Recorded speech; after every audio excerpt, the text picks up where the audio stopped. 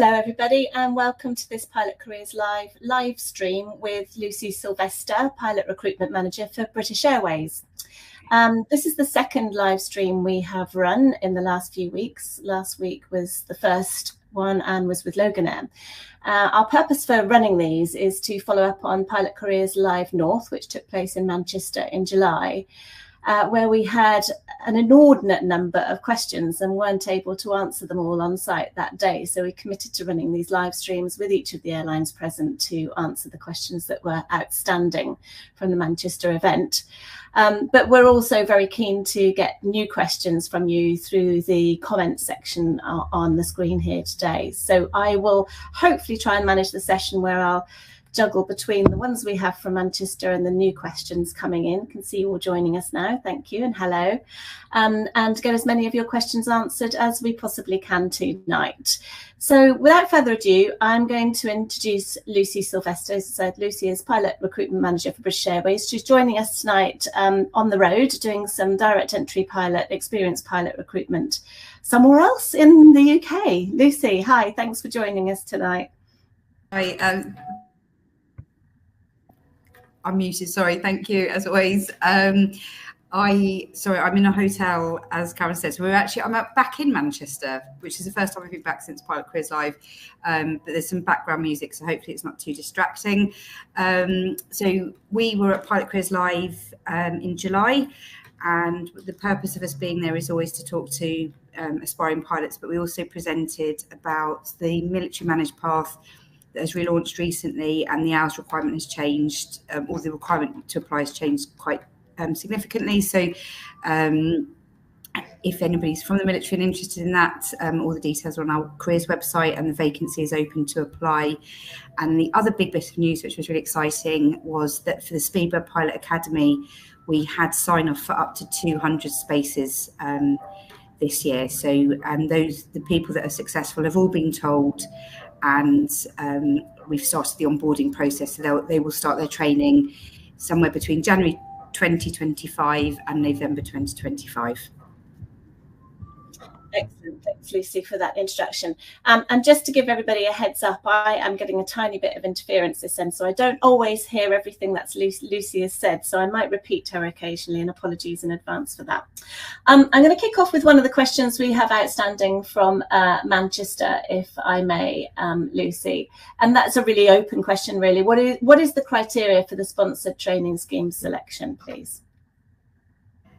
So to apply, you can be 17 to apply, but you need to be 18 to commence training. So when we launch the vacancy again, and we hope to launch it again next year in Q1, we will have a date. So it's likely to be that you need to be 18 on the 1st of January 2026.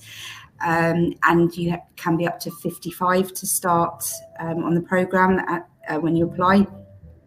You need 6 GCSEs, grade A to C or 5 to 9, that must include maths, English and science, or the equivalents to those. So I know there are a couple of questions about Scottish hires as well. So there's 2 websites, one's called ECTIS and one's called NARIC, that you can go on to work out if you have the equivalent qualifications. And we also know that some people don't sit GCSEs necessarily. So as long as what you've sat is equivalent, that's fine. There is a height requirement of 5'2" to 6'3". Currently, if you're over 6'3", we'll put you through a functionality check, but 5'2" is a hard and fast.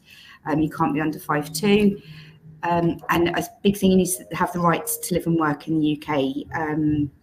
We're unable to sponsor visas due to, and that's not because we don't want to, that's because the salary threshold to sponsor a pilot is equivalent to a direct entry pilot, not a trainee pilot coming into the business. Brilliant, thank you. One was, can I become a pilot at 50? So your answer to can I become a pilot at 50 is? Yes, yeah, 100%. We have an age range of 18 to successful this year in the 40s. We didn't actually have anybody apply that were in their 50s, but yes, up to 55, that's okay to apply. Brilliant, thank you. And one of the questions from Manchester also was about the qualifications if you've gone through Scottish education. Can you get those conversions through the websites that you mentioned as well? Yes, they're all on there. Brilliant, okay, thank you. So we just had a great question come up there on the screen, Ian. Do you want to bring that one back up if you can remember which one it was? There we go, thank you. So from Nathan, thanks Nathan, what's the timeline looking like for the Whitetail programme? If we're currently with an ATO, when can we expect this to reopen so that we can apply through our said ATO? We don't have a time frame quite yet. So I suppose all our recruitment is driven by the requirement that resource planning give us. So we have an idea of what we need for 2025. We have a hold pool that we've already recruited that fills 6 months of that requirement already. So what we don't want to do is put people through a recruitment process and have them sat in a hold pool when we don't know when we can get them started. So I would register for job alerts and you'll get notified as soon as that opens. Brilliant, thanks. I'm just going to pick up on Danny's question here actually as well, Danny Keefe. So we're going back to the age thing here. So as someone who will be 30 by the time that this opens up, I assume this will be okay. My age wouldn't go against me. It sounds crazy to ask, I know. So many people ask these questions. I know people need that reassurance. So Lucy, to you again for that. Yes, so 100% we would welcome an application, assuming that you've had some sort of career already. We talk about what diversity on the flight deck looks like, and actually people that bring experience from other industries and have done other jobs. It really that helps with the diversity on the flight deck as well. So you'll bring different experiences and can talk to our current pilots about your experiences. So it's looking, which I'm sure will come up again, but everything we do in recruitment is around the pilot competencies. So have a look at those. You can Google them, they're online. Have a look at the pilot competencies, and I'm sure whatever role you've done, there will be transferable skills that you can bring to the interview to help you answer those. So yeah, 30's young. Yes. Yeah, it is enviable. I just follow up on a point there where you mentioned about the pilot competencies. It was a tip I gave last week, but just to repeat it again, having done a lot of interviews myself for people wanting either to join cadet programs or airlines, I think if you draw up a matrix of the 9 different competencies and then start to fill in examples of your own experiences under each of those competencies, that is a great preparation for an interview process. I don't know what your thoughts are on that, Lucy, but I would really strongly recommend that people start doing that even now, even if they haven't got an interview lined up, so it can really start to build a bank of experiences they can draw from to talk about in those interviews. Yeah, and that's the advice that we give all the time as well. So one of the pilots have lots of good skills, but one of the things I'd say is they, as a pilot that currently flies, they'll deal with something on the day and it's dealt with and then they move on. And so I suppose the advice we give to our own pilots, if they want to become training co-pilots or training captains, is to start writing down when stuff happens on the day, because it's a great skill to deal with it and move on, but you'll forget about it. So if, once a month, sit and think about what's happened in your work life that fits into teamwork, communication, decision making. Out of there's 9 pilot competencies, 3 of them we don't assess because they're about manual flight, but the kind of soft skills we assess. So yeah, completely agree. I'd have a notebook, or it's maybe a bit old school now, having a notebook, or an online note somewhere that you just keep adding to, because it will make your life so much easier when you come to prepping for an interview. Yeah, absolutely, totally agree. I'm going to go back to one of the questions here on the live stream tonight. It's from Scenic Flights. Hi, Scenic Flights. And this relates to a lot of the questions we had from Manchester as well. So it's all around the qualification. And I know you've summarised your qualifications required, but people often ask, are there specific A-levels? That's what's being asked here as well. If not previously asked, what A-levels would you recommend taking as people transition into college? So we don't look at A-level results. So we are just looking, when you come for assessment, you will need to bring proof with you that you have those 6 GCSEs that we require. our advice to everybody, if you go on to any further education, is to do what you enjoy. One, because you'll enjoy it, and you're likely to do well at it. You can't apply till you're 17, so you need to go on to higher education anyway. So go and do something that you enjoy. Don't second guess what we're looking for. If you have 5 A levels in the most academic subjects, we're not going to look at it. So and again, the same at degree. Go and do what you enjoy. If you want to go and do a degree, we don't look at those. It is purely the GCSEs we look at. Right, so that also answers quite a few of the questions where people have said, am I better doing a degree before I apply? What you're saying there is, it's if you're good at it, if it's what you want to do, but it's not something that you specifically require. Would you expand on that at all? So a lot of the flight schools offer a degree element, and I know there's lots of people that like to have a degree that is maybe something they can fall back on if they lose a medical in years to come, but it's not something that we look at as an airline.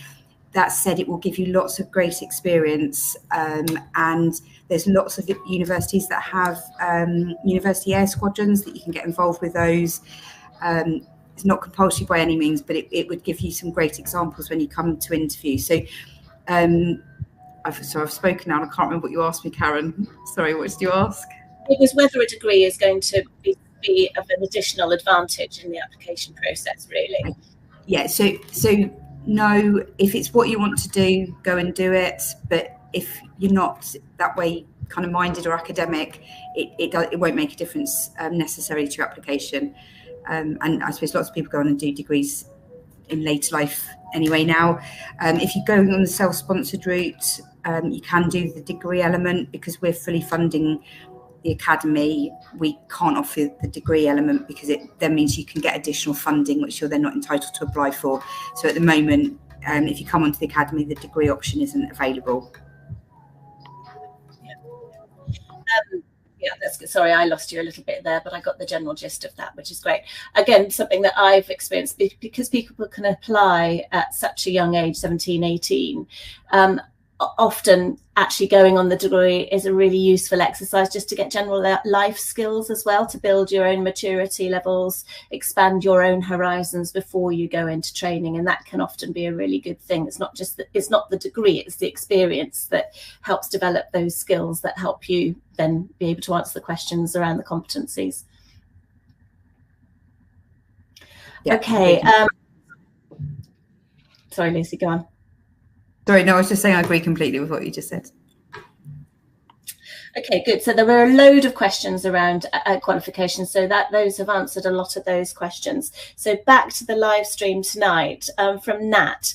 What opportunities do BA offer for modular pilots? So we do recruit modular pilots, and I think one of the questions was whether that came through was whether we favour integrated or modular. I suppose we don't favour either. The only difference is if you're at one of the 4 flight schools that we work with, we can potentially tag you slightly earlier in the process when that scheme is open. If you train on a modular route or an integrated route that's not at one of the 4 flight schools that we're working with, we tag you at a later point in your training. So that's once you've got your licence, but we tag just before the APS MCC. So it's the same opportunity whether you train on a modular route or an integrated route. It's the same. And of course, people can Google which 4 schools you're working with. And that's a point as well that's really well worth making there. We have had a few questions, things like, I'll give an example, which bases does British Airways operate from? Those are the kind of questions that you can find by doing a Google search. So do think, and this is all part of your own research as well, do think about the sorts of questions you're asking, particularly in this environment where we've got Lucy just for an hour. Get the questions that you can't easily find on Google answered. And similarly, whenever you come to any of the Pilot Careers Lives events, do think about the questions you ask so that you're making good use of the time that you've got with the people on stage. And I know, Lucy, you as the BA team are doing some monthly sessions as well, aren't you, at the moment as well? So you'd say similar for those? Yeah, definitely. So we've just moved to bi-monthly because monthly seems to come around ever so quickly, even though a month is always the same length of time. So every other month, myself and a couple of the pilots will be online. The details are on the careers website. It's a Zoom call. You have to register to log on. And actually note that we changed one of the self-sponsored calls recently, and anybody that had registered, it's deregistered everybody. So if you've registered in the past for the self-sponsored calls, you'll need to redo that if you want to join in the future. But we're online to answer questions, and we're going to put a bit more structure to the calls and start talking about things like when Karen was just saying about research, when we say do your research, what that actually looks like. We'll talk about the pilot competencies, preparing for assessment and things like that. So every other month they're available, that anybody can join and come and speak to us. But we would ask that you come with questions that you can't Google and find the answer to.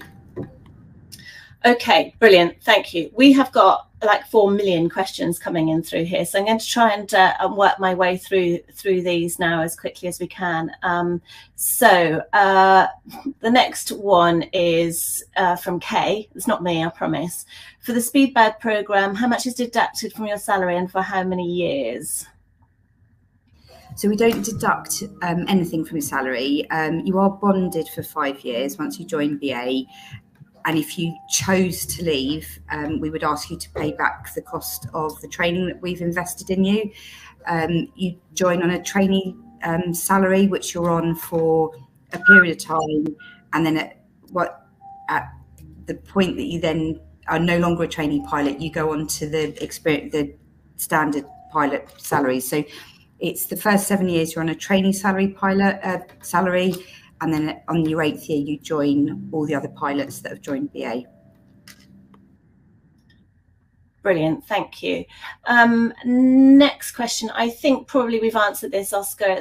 You're saying here you're going to look around a college that offers an aviation degree. Would you recommend it, and will it help my chances? I think we've covered that. Again, it can help you with your answers at interview if you've got more experience and you need to assess yourself and where you are in life as to whether it's going to help you from that perspective. But from a qualification perspective, it wouldn't necessarily. Nathan, is this another question from Nathan, or have we had this one already? Is that a repeat? What is the timeline looking like? You've done this, haven't you, Lucy? Yes. Chopper Doc, great names. Good evening. Can you still apply to the Speedbird program if you've already applied to the flight school but haven't started your training yet? So, yes, if you've not. So what would preclude you from applying would be if you've sat any ATPL exams, you can't apply. One of the criteria, which I suppose we don't talk about because not everybody understands it, but you have to complete your ground school in the first series. So that means you can't go back and sit any of your ATPL exams again. So if you've been through the flight school selection already, yes, you can still apply. Thanks. Actually, there was a question from Manchester. If you started a PPL before the academies began, is it worth continuing that? So I actually had it's very rare that I get asked questions that I didn't know the answer to. I had to phone a friend for that one. So that is completely up to you. On the integrated course, you don't complete a PPL. So if that's something that you want to do, and a lot of our pilots do go off and fly light aircraft in their spare time. So completely up to you. If you've started it, want to continue, great. But you don't get any of the hours credited towards your course. Yeah, I used to get asked that one a lot, and it's one that people don't really understand. Why don't you do your PPL? But it isn't part of the whole airline pilot training program, so it's not a requirement. It is something that you might do as a sideline thing rather than the actual focused airline training. Is there a limit? This is from Benjamin. Is there a limit to how many times someone can send in an application? Yes, so for the academy, it's 3 times that you can apply, and that's the same with. So we've got the Speedbird Pilot Academy and the Speedbird self-sponsored pathway. You can only apply in total 3 times. The process is the same. So what we don't want is people coming through the process time and time again and learning it. We want you to come through within the three tries. Brilliant, thank you. From ST, does previous non-related job roles matter?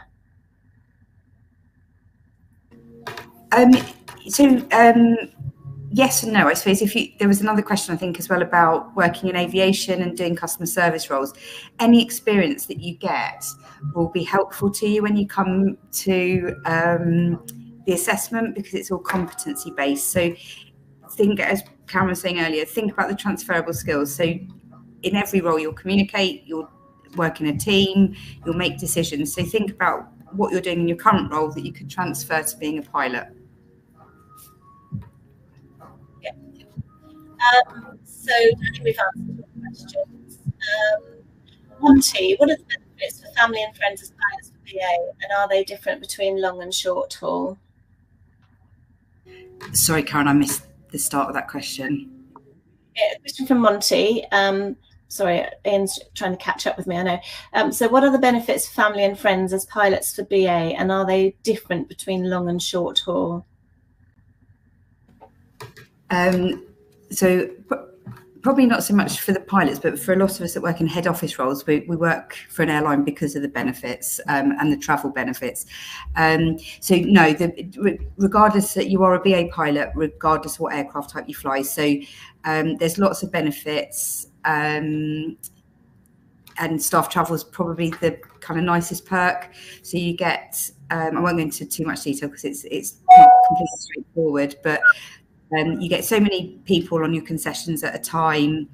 They can get standby tickets. You get one ticket a year that's confirmed, or you get slightly better on low priority to the aircraft. I suppose to give context to that, I went to Boston and it was £180 return. There was availability in business, so we flew business both ways. If there wasn't availability, we'd have gone into whatever seat was available. So it's lovely when it works out. But it doesn't always work out. And I've also been stuck trying to get back from places for a whole day and getting on a jump seat. So when it works, it's fantastic. But you get that, and it's up to you who you choose to put on your concessions. And BA are great. They're constantly reviewing that. We had an email recently. There's been some more enhancements made to it. So there's lots of great perks for working for an airline. Thank you. Sam's question, I'm currently studying aviation operations at college. Would this be an equivalent subject? Again, I think we've answered that. It's the subjects that you enjoy most, so you're probably going to be best at as a result, that are the ones that we recommend you focus on. So I think we've answered that for you, Sam. So Salvatore, Lucy here has asked a question, but I can see scanning down, there's a few other things about the 2025 application window. So I'm just going to try and pick out the things that I've seen as I've done a quick scan. So Salvatore's question is relevant. What's the estimated time between initial applications and an offer? When does this window open? And then someone has asked, is it likely that the interviews will take place during the A-level exam season next year? So I'm trying to put that together there. So we're not confirming quite yet when it's going to launch, but you can register for job alerts on the careers website and you'll get notified of when it's going to launch. Also recommend following the recruitment team and BA on LinkedIn, because all our recruitment messages go out on LinkedIn. The window from kind of applying to finding out if you're successful. Sorry, the music's now got people speaking on it as well. Sorry if it's really distracting. It was nice background music till now. So the window will be about 5 months from when you apply to when you find out. We're just reviewing that at the moment, and potentially, yes, it might hit when you're sitting A-levels, but we're trying to get the windows as large as they can be, so you would have time, but it might be that you need to focus on your A-levels this year and apply the following year. So whatever time of year we launch, we're always going to hit some sort of exam. So we're reviewing at the moment when that happens, and we'll announce as soon as we can when it will be, to give everybody enough time to prepare. Brilliant, thanks, Lucy. The plane spotter, I think we've possibly answered this one. We talked about the competencies and qualifications earlier, so I think we've answered that one for you, Plane Spotter. Sorry, I'm not giving you your own name. So G. Watson, when do you anticipate the modular application route will open again for those of us already hold or about to complete CPL, MEIR, etc.? Thanks. Thanks.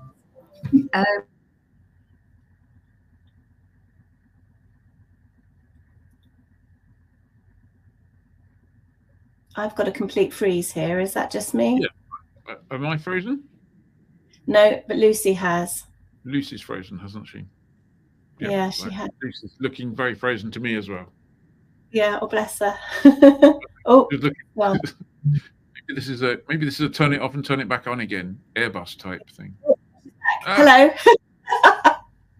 You're on mute now as well. Okay, well done. You're back. Welcome back to us. Yes, so the modular application route. Yeah, so that's the same as I suppose the self-sponsored with ATO. It's driven by the resource plan. We do have a whole pool that will fill the first half of next year, so it's going to be a little bit of time, unfortunately. And I know there's lots of you that are enthusiastic, and we want to get it back open as soon as we can. But what we don't want to do is be in a hold pool for a long period of time, because there is lots of opportunity out there at the moment. So it's really about managing everybody's expectations about when a start date would be available. So kind of the first 6 months of next year are accounted for. So we just need to look at the latter half of the year, and then once we know that, we'll let you know when it will open. Sure, that's understandable. A thank you from Danny. Thank you back. Can you do combined science? I think we've answered that one again. Whatever your best subjects are. I saw there, Dominic. Sorry, I missed it. Apologies, Dominic. Is there any preparation materials for you to apply to the Speedbird Academy? And if not, is there anything you would recommend? So on our careers website, there is a future pilot page, and there is a link to click through that has some preparation materials. So there's examples of the 3 tests that we ran this year. We're reviewing that again to see if we run it exactly the same or whether we might tweak it slightly. So if you keep up to date with what's on the careers website, you'll get all the up-to-date information. And then the other way to keep up to date is to join the bi-monthly calls, because we'll talk about the assessment on there as well. So, and it's really important to us that we start getting as much information out as possible. So if you keep an eye on it, we are looking at what information we can get on there that would support you with your preparation. Brilliant, thank you. So Ariane, we've answered your question already, and for those that we've answered the questions, this will be going up on YouTube afterwards. So if you've missed the answers, you will be able to watch it back on YouTube once that's gone live. Aitan, apologies, I'm hoping I'm saying your name right there. Would it be beneficial to style our CVs around the pilot competencies? Yes, I suppose. And I suppose with CVs, pilot CVs aren't always the best, in that pilot CVs are very factual. So they tell us about how many hours they've got and what aircraft they've flown, but we don't actually get to know about the person. So what I would say is keep your CV template simple. If they're too fancy, it's really difficult for us to get the information out of it that we're looking for. So things like, make sure we know what GCSEs you've got, because that's the big thing. You can put all your other education on there as well, but it's the GCSEs that we're looking at, and then use it as an opportunity to sell yourself to us. So link whatever you've done in life to date to the pilot competencies, but I wouldn't necessarily structure it as in the pilot competencies as they're laid out, because that would be quite difficult for us to get the information from or learn about you if it's structured that way. So, but yeah, keep it simple. Upload your CV as a PDF. Our system can distort if you've got any sort of clever formatting. If you don't upload it as a PDF, we quite often can't read the CVs because the system does some weird and wonderful things to it. We're not sure why. So that'd be another top tip. Good choice. get top tips, that's for sure. Some more A-level questions here, and I can see somebody saying, I was wondering the same, combined science for GCSE. Does that count as a GCSE? Yeah, so it's just A science. So yeah, combined science is fine. Yeah. So we've answered Sam's question there. Jack Wallace, I see previously when you were hiring for modular pilots, it stated no more than 3 ATOs. Is this still a thing? Sorry, did you answer that earlier? I might have missed it. No, I didn't. Yes, that's still the case. That said, I suppose we know that some ATOs have gone out of business recently. So if you happen to have a fourth because it was completely out of your control, we would look at your application still. That's good to know. Thank you. If I have an upcoming start date with an ATO, what would you suggest to do in the months leading up to the start date? That's a little bit answered already, I think, isn't it, with your careers website and joining your bi-monthly calls? Yeah, that's a good question. I suppose you're looking at preparing before you get to the flight school. I suppose you could ask the flight school if they've got anything that they're willing to send out, reading that you can do ahead of time. But I'd also say if you're about to start a flight school, you're about to go into, if it's integrated, 18 months of very hard work. So don't put too much pressure on yourself. Enjoy yourself, and then get your head down once you start at the flight school. Yeah, I'd really back that up. I do a little bit of work still with some flight schools, and it's often the cadets haven't done that. They've not taken that time off, and they do say that they wish they had. I think they all think that they're going to be fine. You know, I've done school or I've done university. I know what it's like. It's not quite the same, to say the least. So I think that's really good advice, some downtime to give your head some clearance space, and spend time with family and friends before you're really knuckling down to the 18-month course, for sure. So what are some things, so this is Peter Robbins, what are some things you listen for in an interview or group assessment that make you confident you might have found the right person for the job? Oh, another good question. So in the group exercise, it's not about taking over completely. It's about making sure everybody's involved. So you can take the lead, but don't take over. And if somebody's not saying anything, try and encourage them, use people's names.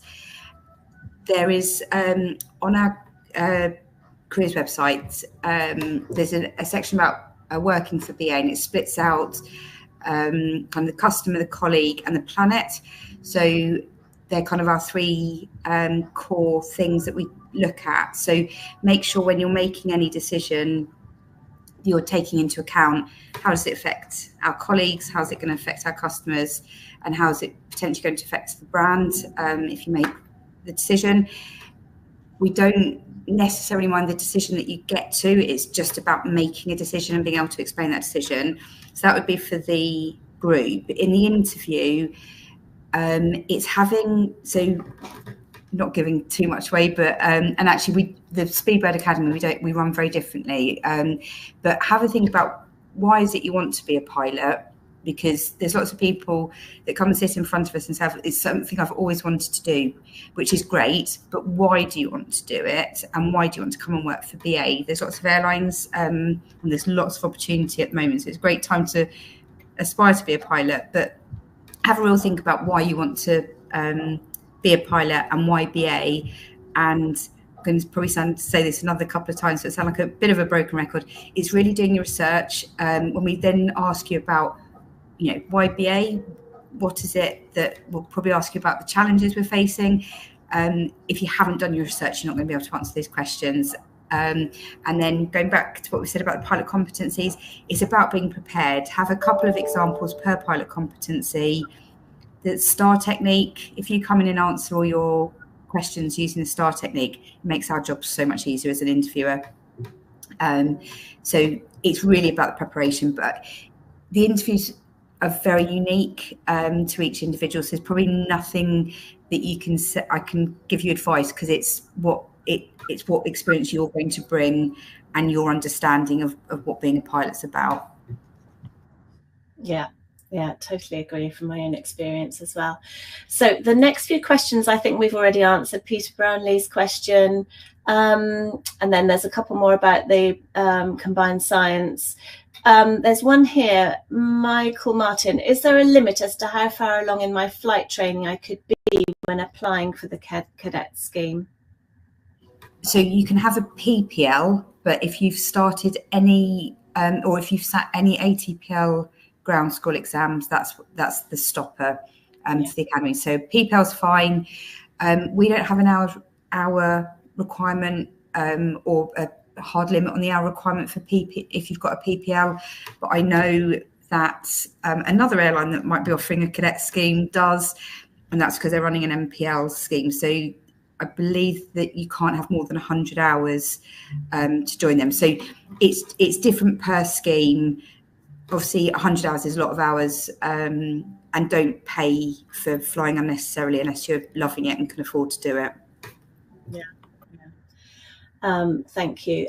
ST, two questions here that we can combine. How important are the results of the pre-interview psychometric assessments, and do you look at the results of at ATPL theory? So yeah, the psychometric assessments, yes, we look at, there's a pass mark, so you have to pass the test, so we will look at those, and you will have to complete the flight schools assessment as well, and again we look at those results. We do, so once you're in the academy, you have the support of school liaison pilots. So we don't say, right, off you go for the next 18 months, go and do your training. You won't hear anything from us. We run, we've done engagement calls recently just to talk everybody through what the next steps are.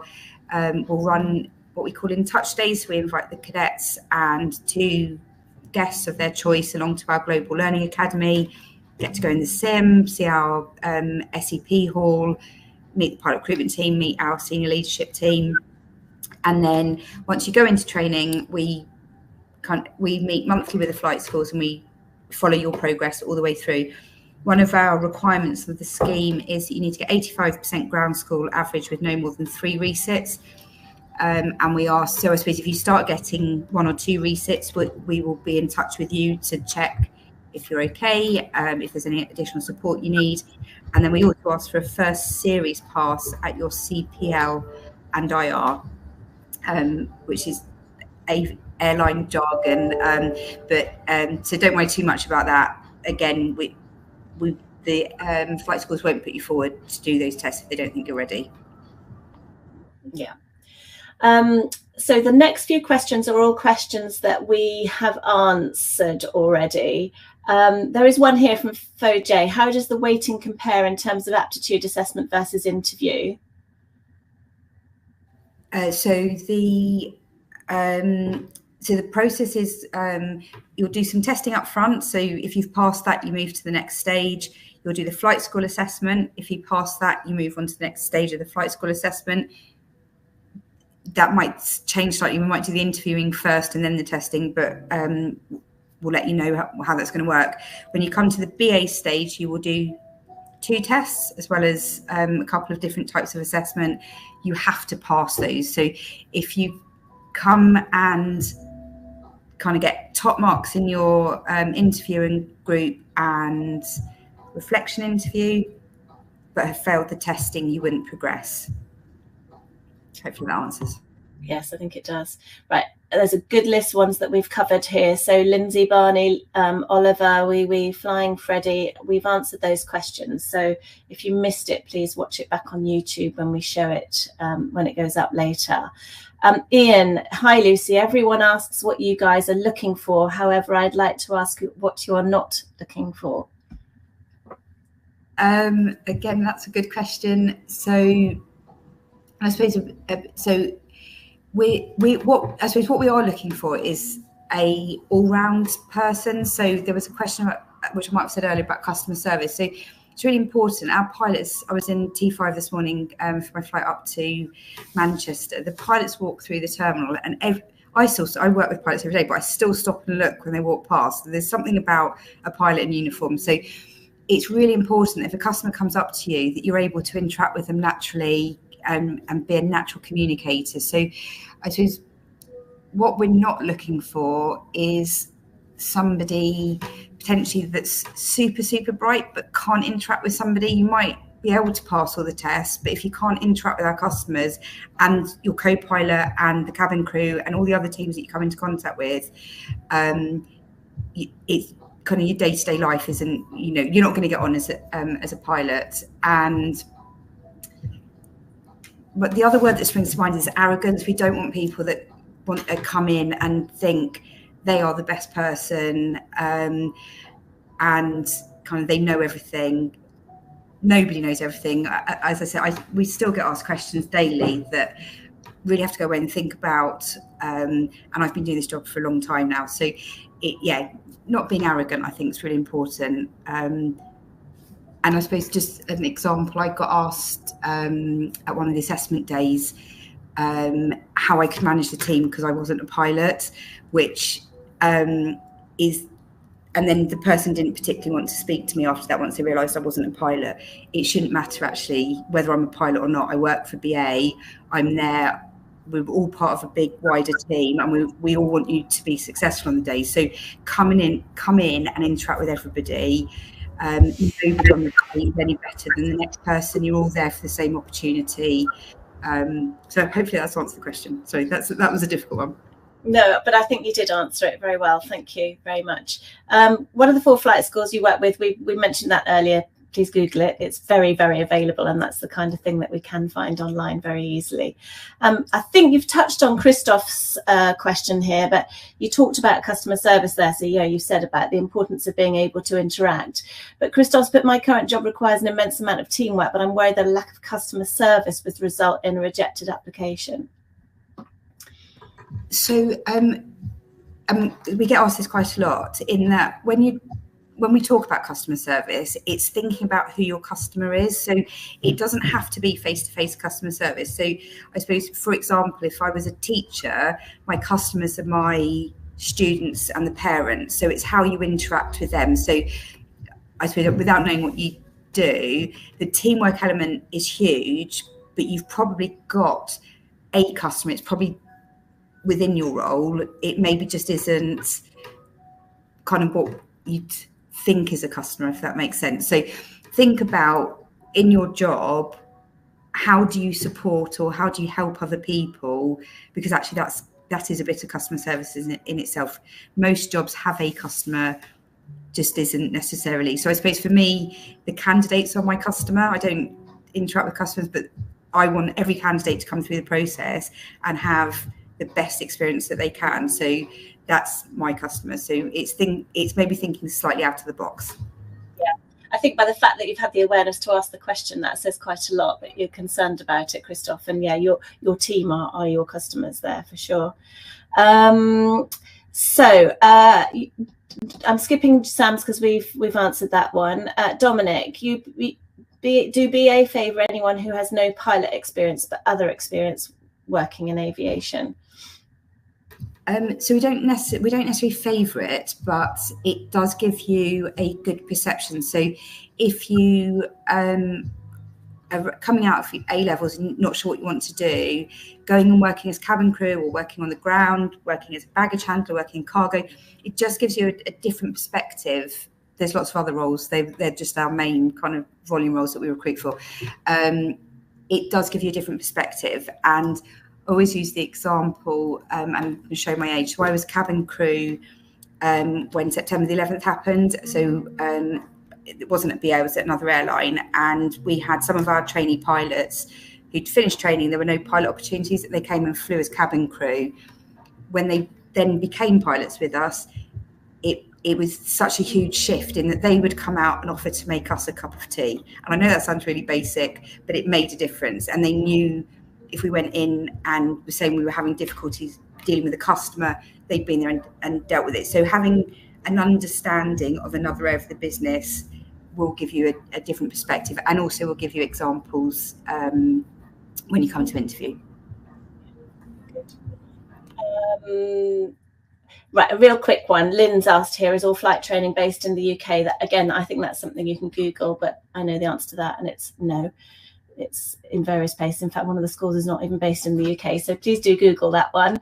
I'm going to scan down because I can see we've had loads and loads of questions, and we're only on the questions that came in at 7:15 here at the moment.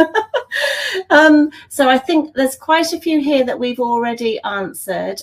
To work, so NASA, to work in BA, what pilot license do you prefer? I mean, the UK or EASA license? So you have to have a UK license. So all our aircraft are UK registered. So you need a UK CAA license. So we don't, if you self-sponsor, you have the option to do an EASA and a CAA license. There is an additional cost to do both. For the academy, that's not an option. We'll only support you through your CAA license.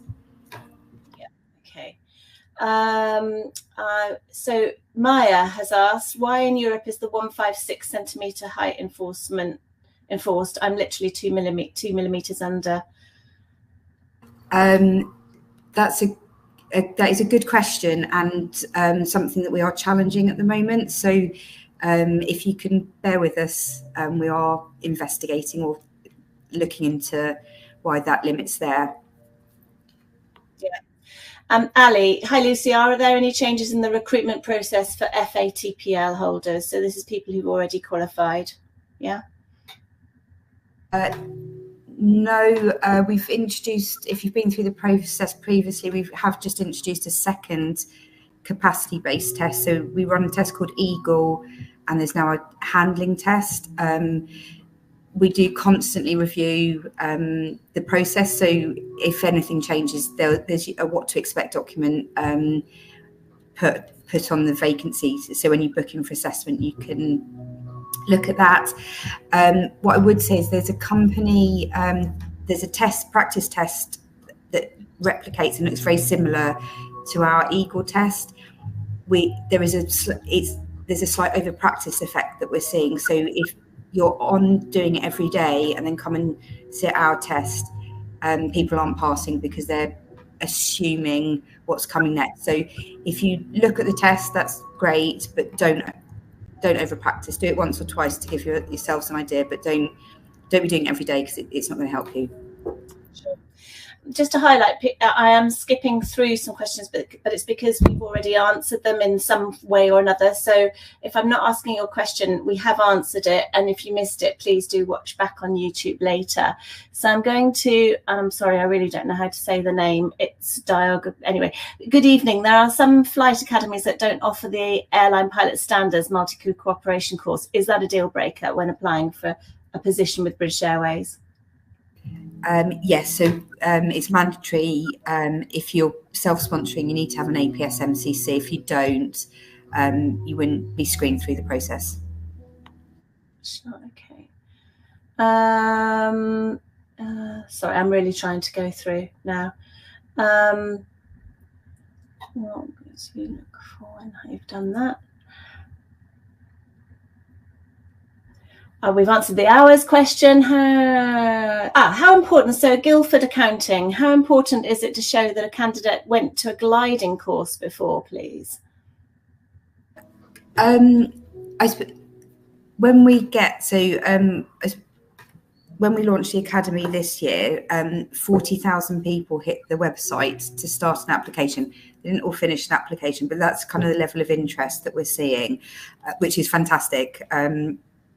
So anything that you can show on your CV that shows that you are motivated to do this, that's not saying you don't have to have done gliding or any flying. We do recommend that you have at least a half an hour taster session just to make sure that you do like it. And I always use the example, I've had a couple of flying lessons, love being up in the air, hate coming into land, quite a big part of being a pilot. So go and have a half an hour lesson, whether it's fixed wing or gliding. If you have done gliding, put it on your CV because it shows that you've gone and done it and you're motivated to want to be a pilot. A few questions about salary, Lucy. Again, I'm going to try and group these all together. So Mark's here. Within the first 7 years, whilst there is a fixed trainee pilot salary, is this the fixed 35k or is flight pay added on top of that? Somebody else has also asked if the salary is going to be linked to inflation. So will it change with inflation over that 7 years? I'm hoping that captures that. Yeah. So when we advertised last year, it was 35,000. So this year, the starting salary is 39, and that will increase next year. So yes, it's related to inflation. It's also related to any pay deal that's done with the company. And it's not static for that 7 years. So for every year, it will go up incrementally, and we will start to publish the pay scale so people can see them. On top of that, you can earn flight pay, and that obviously varies depending what flying you're doing, but that's around £800 a month on top of your salary each month. And I suppose one of the other things that hasn't come up, when we're recruiting for the academy this year, we'll advertise next year what we're doing, but this year it was just for Heathrow and Gatwick. So the pay scales will differ slightly, but we'll let everybody know what the pay scales are when we advertise next year. Well, thanks.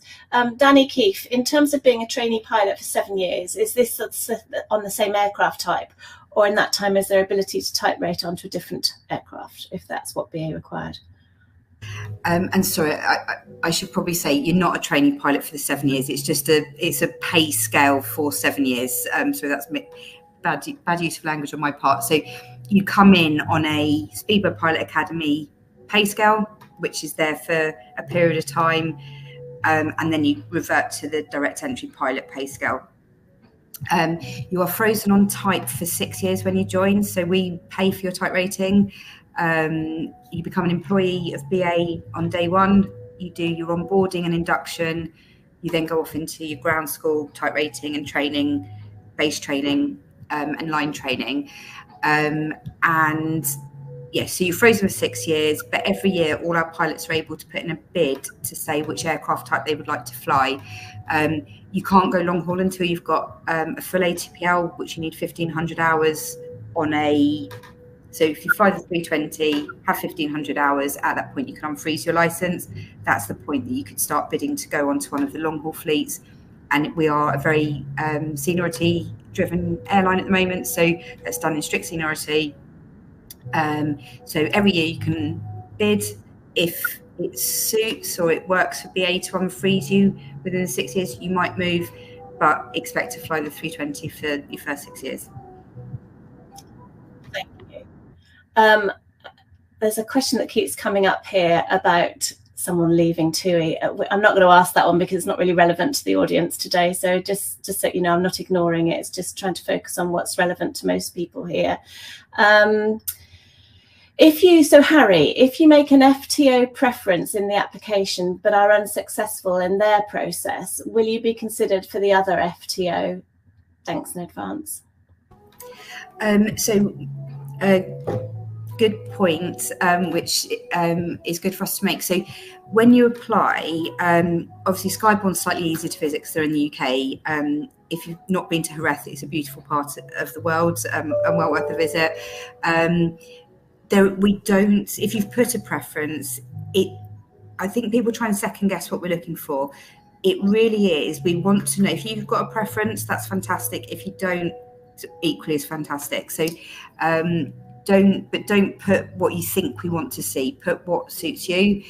And no, so it's when we run the academy, it's a program that runs for the same time. So if you come through the program, at the very first instance of you hitting the flight school assessment, you go to Skyborne or FTE. If you then go out of the process, that is you out of the process for that year.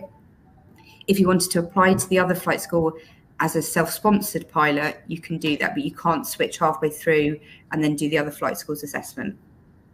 I hope that makes sense. Yeah, it does. I don't know how to ask this one, but I'm going to ask it because it's come up. Jack, if I was to do an APS MCC at L3 over VA, for instance, would doing it at L3 give me an advantage as they are training partner with British Airways? No, it doesn't give you any advantage. We're just looking that you've got an APS MCC. So again, if you're training integrated or modular and you don't want to train at one of our flight schools, again, don't try and second guess what we're not looking at which flight schools you've trained with. If you're on a modular route, we're looking at that you've hit our standards. So go and train where you feel comfortable, because you will do better. The transferable skills question we've answered, the salaries question we've answered. Petrus, you're on a different, I think you're on a different live stream, because this is Lucy and Karen, but we'll take that, don't worry. 2 questions if that's okay. I'm Irish and looking to apply. What are the rules for us, especially with Brexit? You have to have the right to live and work in the UK. So I'm sorry, I don't know if an Irish passport allows you to do that. I think it does, but we can't sponsor a visa. So as long as you've got the right to live and work in the UK, you can apply. So yeah, go Aereo. This will be put up on YouTube, and Lucy and the British Airways team are also doing some separate bi-monthly calls. So no, it's not the same thing, just to answer that question for you. Well, Kat's followed on. How can you confirm how to register for the bi-monthly calls, please? Yeah, so if you go on to, there's 2 places on our website. So on the emerging talent page, the links are there, and it says meet the pilot recruitment team. And then I believe it's actually now on our, it's careers.ba.com. And if you scroll down, there's also there that says meet the pilot recruitment team. You need to register. It's done via Zoom. I suppose a bit like this, we transmit the information, but halfway through we then do a Q&A, and if people want to come on camera, they can and speak to us. But yeah, the information is all on the careers website, and it's linked in 2 different places. Okay, thank you. So Nicole has asked, if I have my ATPLs but don't have all my GCSEs, will I still be able to work for BA once qualified, though not through Speedbird? Okay, so if you're coming through as a self-sponsored pilot, we don't look at your GCSEs, because at that point you are a qualified pilot. So it's just for the academy. And the reason we ask for the GCSEs is it's studying for your GCSEs is as like studying in ground school. So the 6 GCSEs are predictive of you then being able to get through ground school, sit ground school, and pass all your exams to the standard. Thank you. I think probably the question from Marion we have already answered earlier. James, does BA have many or any American pilots, and could you tell us more about BA's international pilot hiring? I don't know, if I'm being honest. There may well, I'm sure there are some Americans that work for us. Going back to, if you have to have the right to live and work in the UK, if you're coming through on any of the Speedbird campaigns, if you come in as a direct entry pilot and you have a UK license, we can sponsor your skilled worker visa because the salary hits the threshold, but you have to have a UK license. So I suppose a lot of American pilots will have an FAA license, which we can't take. Thank you. Again, I think we've probably answered most of those next few questions. Spoony Aviation, hey, what are the current wait times like for whole pools across BA Mainline, Euroflyer and City Flyer? So if you're low hours, so if you're coming through on the Speedbird self-sponsored pathways, for BA and Euroflyer, we have a whole pool to fill the requirement for the first 6 months. City Flyer recruitment doesn't sit with me, and I'm sorry, so I don't know the answer for City Flyer, even though we do slightly get involved in City Flyer recruitment. But the reason we're more involved with Euroflyer is because the Euroflyer pilots sit on our master seniority list. If you're an experienced pilot and in a hold pool, again, the short haul requirement is covered up until I think June again with a whole pool. For short haul, long haul, there is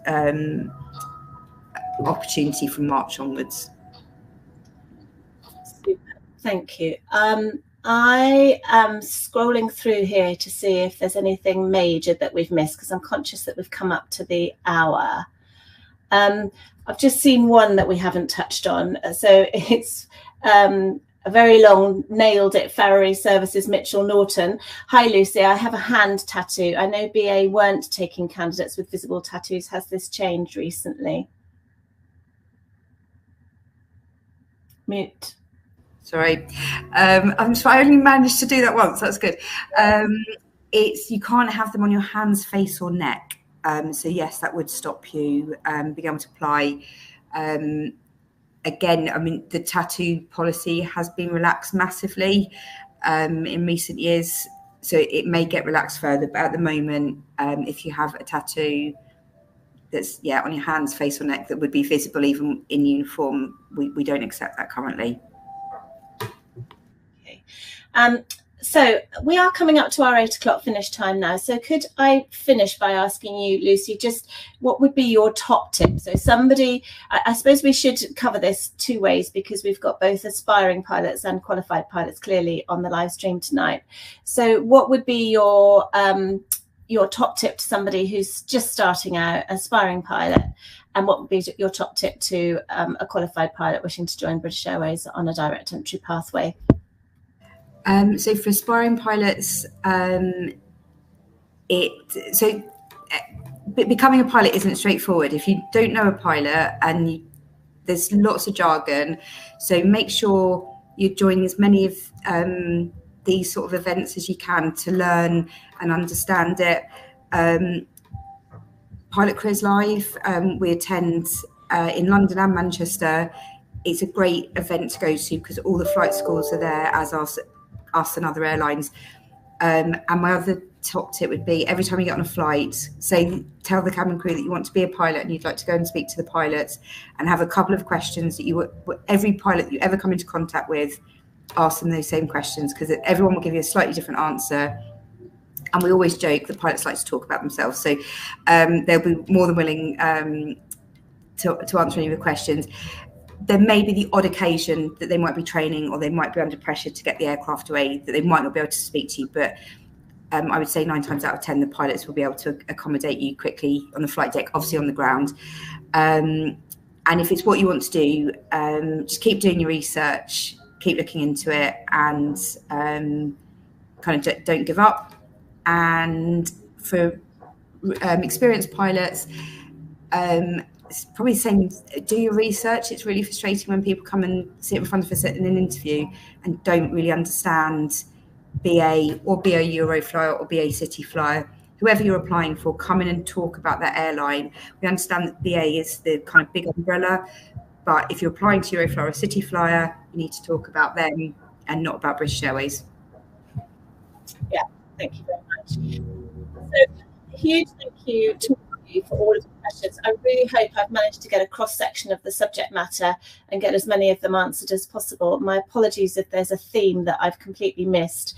As you can see, we have been inundated with questions tonight, which just goes to show how popular you are, Lucy, and what a great job you do of answering these questions. And obviously a much bigger thank you overall to you for joining us tonight and for battling through that background music whilst you're stuck in a hotel on tour. So thank you so much for giving up your time tonight. Thank you. No, not at all. Absolute pleasure. Don't forget to look out on the YouTube, how old do I sound saying that, on YouTube, where this will be uploaded. So if you missed anything or joined us late, you'll be able to watch it back and get the answers that Lucy shared with us. And British Airways will be at Pilot Careers Live Heathrow next month. So you can get even more information from them if you come along and join us there in November. So thank you, Lucy. Thanks, everybody. Thank you. Good night. Bye. You finished?